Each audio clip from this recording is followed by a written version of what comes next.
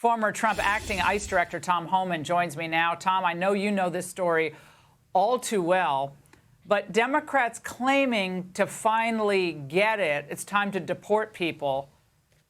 Give me a break. No, I don't believe a single word she says.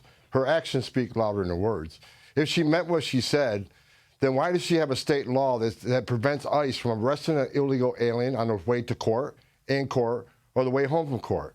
Why does she have the green light law that prevents ICE from getting access to New York State DMV data or criminal history data? Matter of fact, every law enforcement agency in New York has to sign a promise that if they share any of this data with ICE or the Border Patrol, they lose their access to DMV data.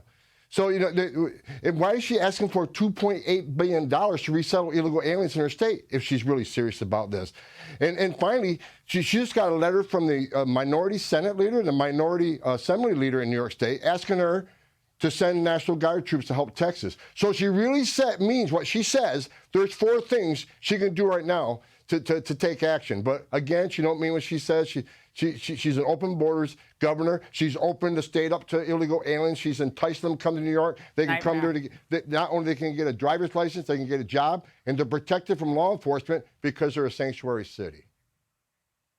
Someone should tell her that the voting for the Academy Awards, I think it's almost over, right? I mean, it was such an acting job today. It was pathetic.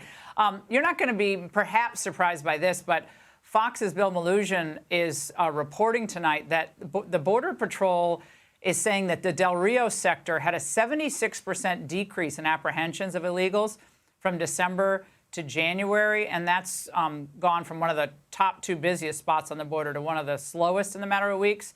And that's, of course, following Texas's very much publicized increased enforcement across the river from Mexico. Who would have thought, Tom, that razor wire and enforcement, publicity about enforcement actually leads to more border security? And actually, Mexico is stepping up enforcement efforts in Mexico all of a sudden. Why is that? There must be an election coming. They want to protect Biden, make Biden look better, so they're going to do a little bit of enforcement action, move the numbers down, and Secretary Mayorkas is going to play a shell game, so rather than between the port of entry, he's going to bring more through the port of entries, he can bring more through the airports. It's a shell game. An election's coming. They want to prevent Trump from becoming president again because Trump would shut the cartels down. Trump would shut the illegal immigration down on the southern border. He would secure the border once again. And Mexico doesn't want that. They're making too much money at this. They're either through the bribes of the cartels or the remittances going back to Mexico. Oh, are you surprised that 150 Democrats voted against deportability for aliens who are caught with DUIs and other alcohol-related offenses? 150 Democrats voted against making that a deportable offense. I'm not surprised they did at all. Do they realize over 10,000 people a year die from DUI? It's another disgusting example of open border advocates who don't want to hold illegal aliens accountable to not only enter this country legally, which is a crime, but to committing a felony and killing an American citizen. 10,000 people a year die from DUIs, but that's okay. That's okay with the Democratic Party.